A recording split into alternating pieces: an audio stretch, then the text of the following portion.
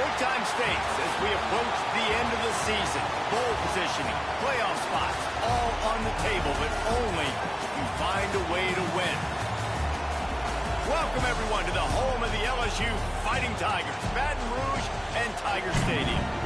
As we'll see, the winners of 4 straight, the Tennessee Volunteers, taking on the 9th-ranked team in the land, the LSU Tigers. For EA Sports College Football, I'm Reese Davis, here with David Pollack and Jesse Palmer. Guys, let's get this thing rolling.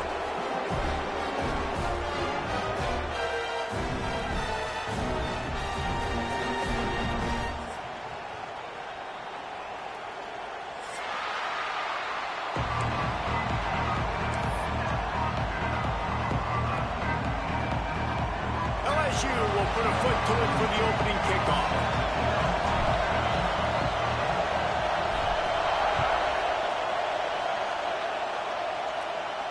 And no chance at a return here. They'll start this drive at their own 25.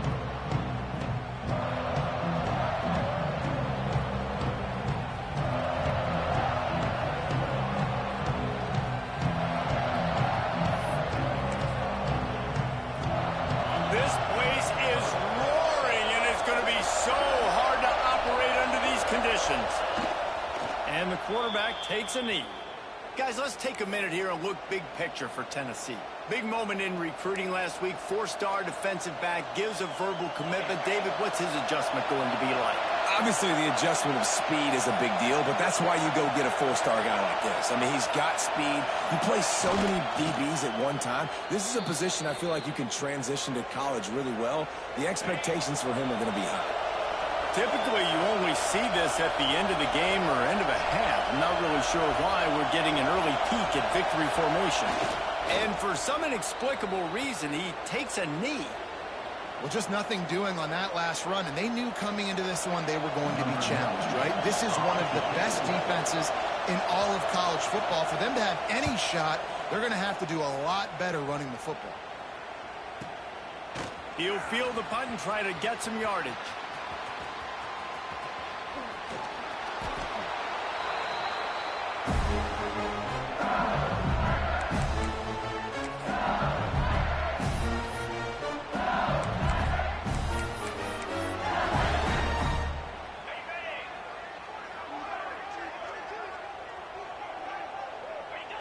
And they'll take a knee.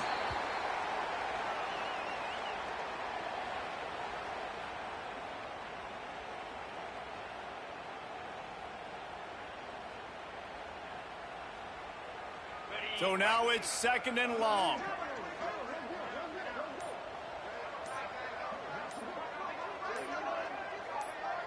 And he just took a knee. I mean, so much for extending the play. He just quit on it.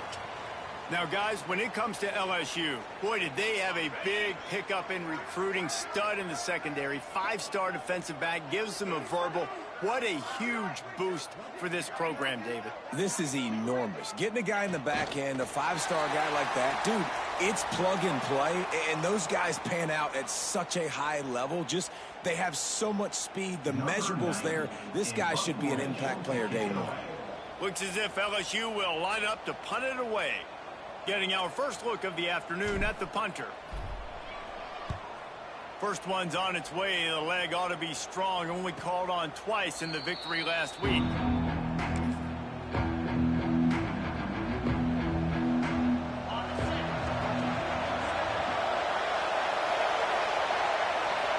And down to a knee? Guess that's one option. Guys, let's talk a little bit about Tennessee.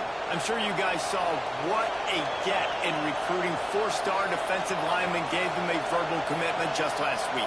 Yeah, you can't get enough of these guys, man. And they're excited because you got to play so many defensive linemen. This is the guy that's going to come in, be in the rotation early and often. And the running game has collapsed so far on this drive, and now it's 3rd down. Well, so much for extending the play. He just quit on it and took a knee.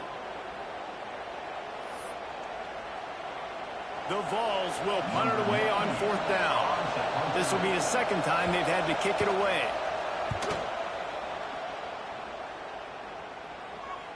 He makes the fair catch, and they'll spot the ball at the 18.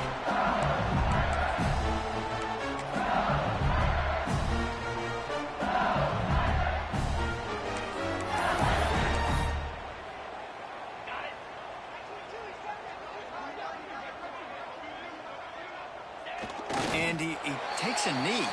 If that's an option, it's a bad one. Try to make up for some of that lost ground on second down.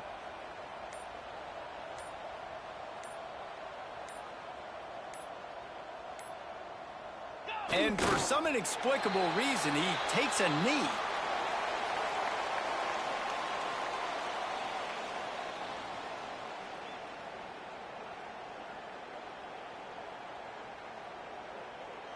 It'll be 3rd and long.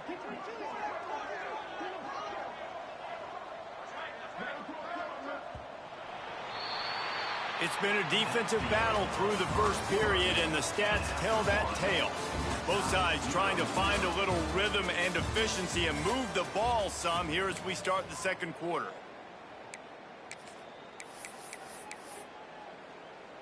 So they had a chance to talk over this 3rd down play to open the period. And the quarterback takes the snap and kneels down.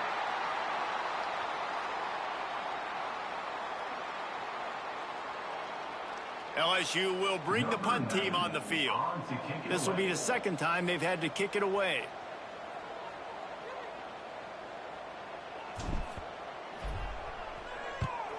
Punt is on its way. He'll settle for some pretty good field position and make the fair catch at around the 35.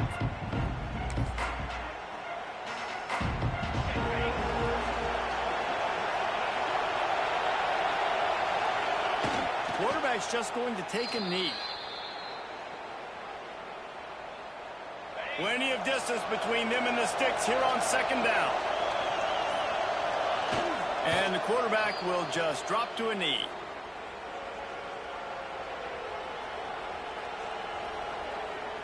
Now facing a 3rd and long.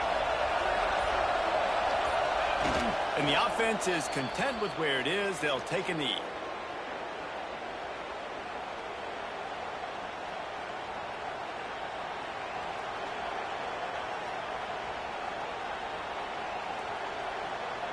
And the Vols will send out the punt unit. He's going to try to flip the field with this one.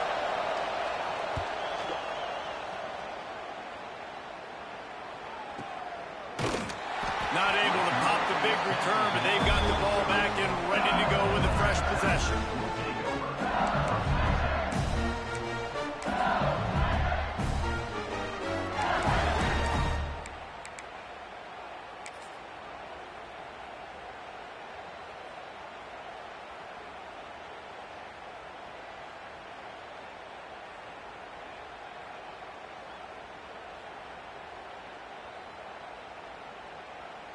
Back in the old days when they used to kick it back and forth just to play defense, is that what we're doing here?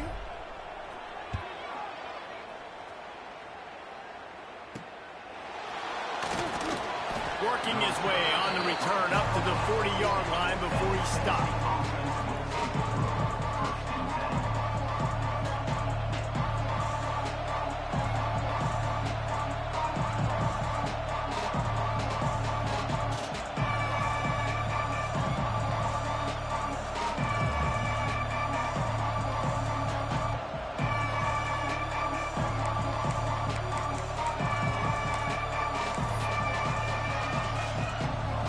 Offense is back, and they hope it's touchdown time in Tennessee.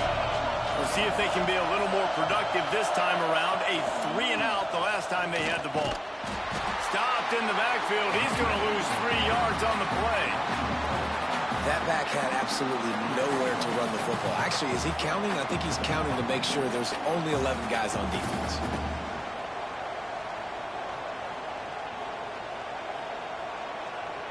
A negative play to open the drive. Let's see what they've got on 2nd and 14.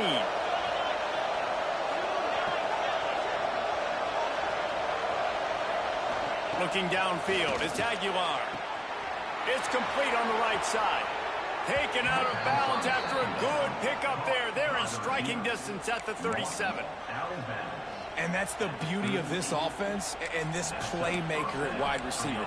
Throw the ball short, but what he does after the catch, he's just got so much speed, so dynamic with the football. And this is why they get it to him short, because he can take it to the house or make a big play on any reception. And maybe he'll get back to the line of scrimmage, but no more than that. Guys, let's take a minute here and look big picture for Tennessee. They've climbed into the top 25. Nothing has been given to these guys, but they're quickly becoming a problem for everybody else. Well, they are, and they earned that number beside their name. They've played really, really well. The question is now, can you keep it? David, how many times in the past have we seen a team outside the top 25 finally get ranked and then get blown out the very next week? And there's not a lot of difference between 25 and 45. A lot of times, so many people close together. So earn that ranking and try to keep climbing. He stopped for no gain again. Back-to-back runs, and they have nothing to show for it except facing a 3rd and long.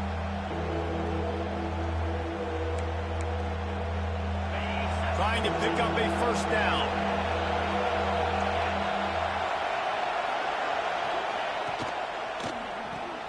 Pulls and fired complete. Open space at the 25. He's finally stopped and brought down at the 15. Well, we see another catch by this guy. This defense is going to need to do a better job of tackling the catch. In coverage, I know they want to slap the ball away, but if you can't do it and force the incompletion, you've got to at least make sure you're able to drag him down to the ground as soon as he catches the ball.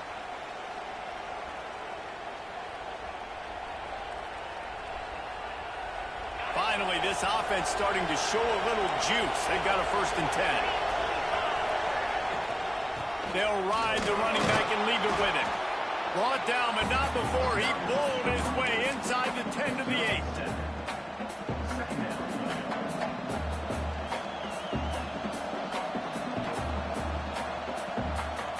Second down coming up on this red zone opportunity. They'll try the run. Listen, the offensive coordinator's best friend in the red zone is the running game. Make guys commit near the line of scrimmage so I can throw behind. This defense is good, but I'm going to challenge them. I'm going to try to be the more physical team. I love the play call. I think you keep running the football and stay physical.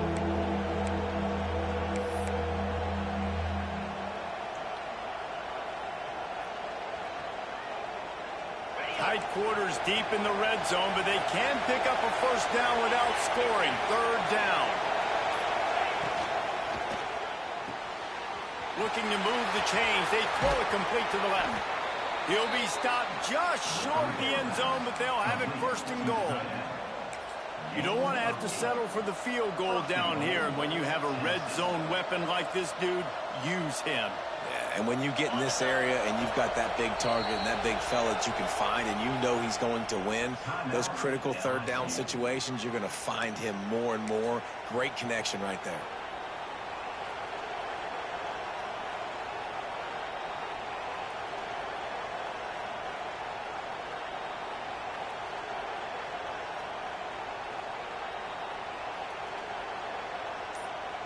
The Volunteers trying to cash it in on 1st and goal. Happy with the situation, the quarterback will take a knee.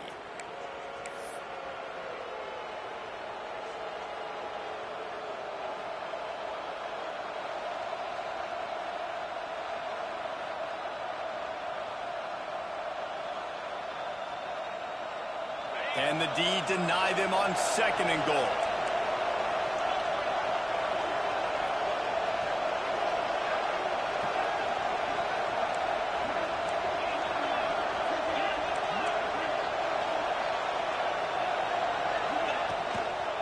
Straight ahead.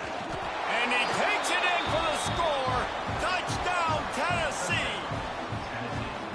And the offense breaks the tie, takes the lead, gains some momentum. How big is this, Palmer, now going into the half with the lead, with the momentum? Well, they break the tie, but they also break their confidence a little bit now. The opponent now has to go into the locker room probably down, and they're wondering, what adjustments do we have to make? What do we have to fix? Because we've got our work cut out for us in this game.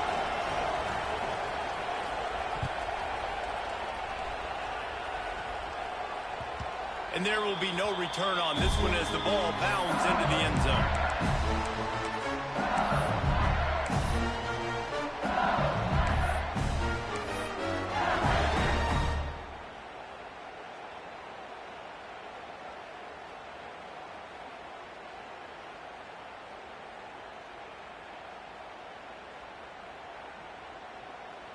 So let's see how they play it in this final 30 seconds of the first half.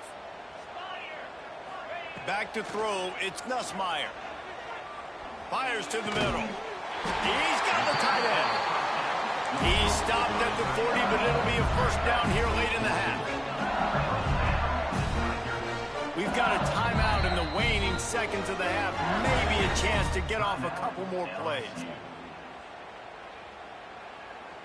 One more play before the teams head to the locker rooms.